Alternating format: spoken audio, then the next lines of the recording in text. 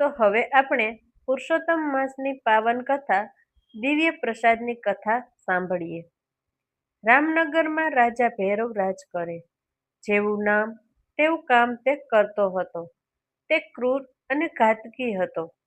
સાધારણ ગુના માટે તે આકરી સજા કરતો.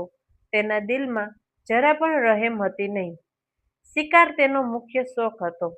હિંસક પશુઓ સાથે નિર્દોષ અને નિર્મળ પ્રાણીઓને પણ તે છોડતો નહીં. તેણે પોતાની જિંદગીમાં કોઈ પુણ્યનું કાર્ય કર્યું જ નહોતું. તેની આખી જિંદગી પાપભર્યા કાર્યો કરવામાં જ ગઈ હતી. તેની રાણીનું નામ ફૂલકુંવર હતું. સાચે જ તે ફૂલ જેવી સુંદર, કોમળ અને નાજુક હતી. તે ધર્મિષ્ઠ અને દયાળુ હતી. તેનો આખો દિવસ વ્રત, જપ ને તપમાં જતો. રાજા જેટલું પાપ કરે એટલું જ રાણી પુણ્ય કરે. રાજા વનમાં શિકારે જાય ત્યારે રાણી પંખીને ચણ નાખે, ગાયોને ઘાસ નાખે, દીન દુખિયાઓને મદદ કરે. આમ કરતા રાજા ભૈરવ પ્રૌઢ થયો. શરીરની શક્તિ ધીમે ધીમે ઘટતી ગઈ. ત્યારે રાજાને પોતે કરેલ પાપના પડછાયા ડરાવા લાગ્યા. રાજા ઊંઘમાંથી ઝબકીને જાગી જતો. કરેલ પાપ યાદ કરીને સંતાપ કરતો. રાજાને ક્યાંય ચેન પડતું નહીં. તેને થવા માંડ્યું કે હજી જે થોડી ઘણી આવરદા બાકી હોય તેમાં કંઈક ભલાઈના કામ કરું તો શાંતિથી મોત આવે. ઘણા દિવસના સંતાપ અને વિચારને અંતે તેણે નક્કી કર્યું કે આ રાજપાટ કુંવરને સોંપીને જંગલમાં જઈ ધર્મ, ધ્યાન અને તપ કરું, જેથી જીવને કંઈક શાંતિ મળે. છેવટે તેમણે તે વિચારને અમલી બનાવ્યો. કુંવરને રાજપાટ સોંપી વનમાં જવાનું નક્કી કર્યું. ત્યારે તેમની સાથે રાણીએ પણ આવવા આગ્રહ કર્યો.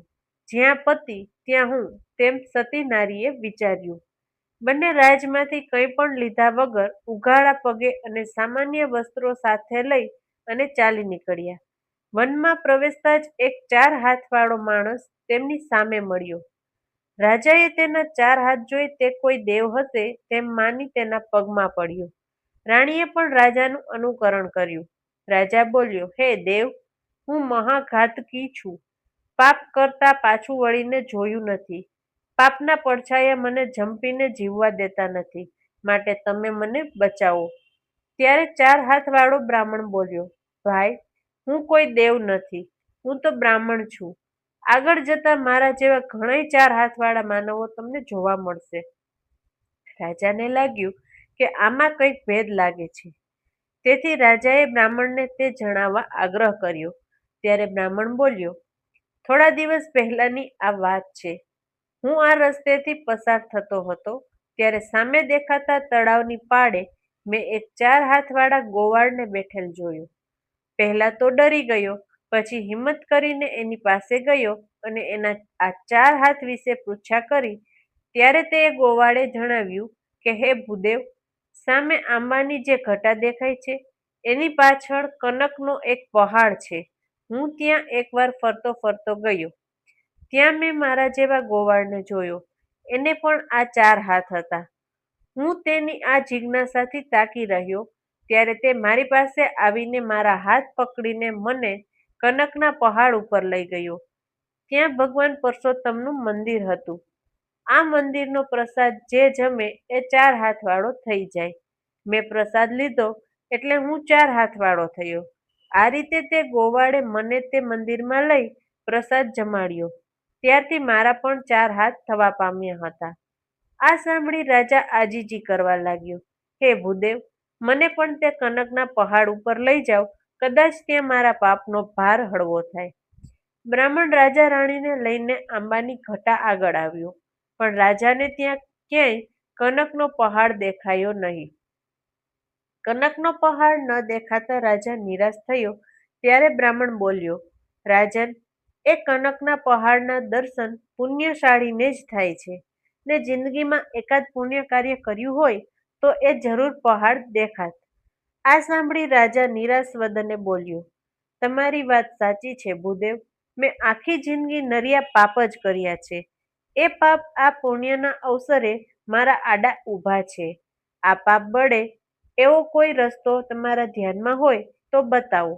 તમે કહેશો તેમ હું કરવા તૈયાર છું. રાજાને પશ્ચાતાપ કરતો જોઈને બ્રાહ્મણ બોલ્યો, હે રાજન, તમારા સદભાગ્યે અત્યારે પુરુષોત્તમ માસ ચાલે છે. છેલ્લા 8 દિવસ બાકી છે. અહીં 5 જણ બેસીને ઉપવાસ કરી પુરુષોત્તમ ભગવાનના ગુણગાન ગાય તો ચોક્કસ કનક પહાડના દર્શન થાય. રાજાને ગમે તેમ કરીને કનકના પહાડના દર્શન કરવા હતા. તેથી તે ઝડપથી બોલ્યો, હું હમણાં જ મારા નગરમાંથી 5 જણને લઈને આવું છું. એ પાંચેયને ઉપવાસ કરાવીશ, ભગવાનના ગુણગાન ગવડાવીશ. પછી તો મને કનકનો પહાડ દેખાશે ને? ત્યારે બ્રાહ્મણ હસીને બોલ્યો, રાજન, આમ પુણ્ય ન થાય. જો કનકના પહાડના દર્શન કરવા હોય તો જાતે ઉપવાસ કરવા પડશે. તમે ઉપવાસ કરો એનું જ ફળ તમને મળે. સહન કર્યા વગર કે કષ્ટ ભોગવ્યા વગર ભગવાનના દર્શન ન થાય. પણ ભૂદેવ, તમે તો 5 જણની વાત કરો છો, બીજા 4 જણને હું ક્યાંથી લાવું?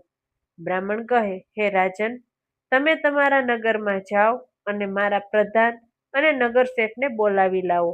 ત્રીજા તમે, ચોથા રાણી અને પાંચમો હું. આમ આપણે પાંચેય બેસીને ઉપવાસ કરીશું.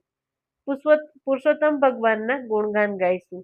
તો તેના પુણ્યના બળે આપણે બધાને કનકના પહાડના દર્શન થશે અને પુરુષોત્તમ ભગવાનના મંદિરમાં જઈ દિવ્ય પ્રસાદનો લાભ મળશે. રાજા તો રાણીને ત્યાં બેસાડી તરત નગરમાં ગયો અને નગર શેઠ તેમજ પ્રધાનને લઈ પાછો ફર્યો. પાંચેય જણા સ્નાન કરીને ઉપવાસમાં બેઠા. પાંચમાંથી કોઈ પણ કંઈ પણ ફળ ફૂલ લેતા નથી, ફક્ત પાણી ઉપર જ રહે છે. પાંચે પુરુષોત્તમ ભગવાનના રાત દિવસ ગુણગાન ગાયા કરે છે.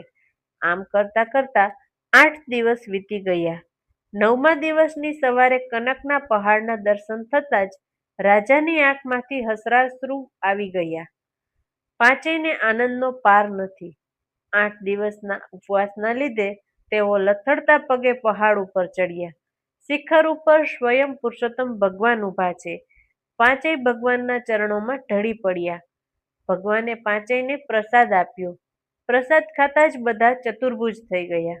બધા એકી અવાજે બોલી ઉઠ્યા, હે પુરુષોત્તમ ભગવાન, અમને ચતુર્ભુજ થવું નથી. અમને બધાને તમારા વૈકુંઠમાં સ્થાન આપો. ભગવાને તથાસ્તુ કહ્યું અને અચાનક વૈકુંઠનું વિમાન આવ્યું અને પાંચેયને લઈને તે વૈકુંઠમાં પહોંચી ગયું. બોલો પુરુષોત્તમ ભગવાનની જય.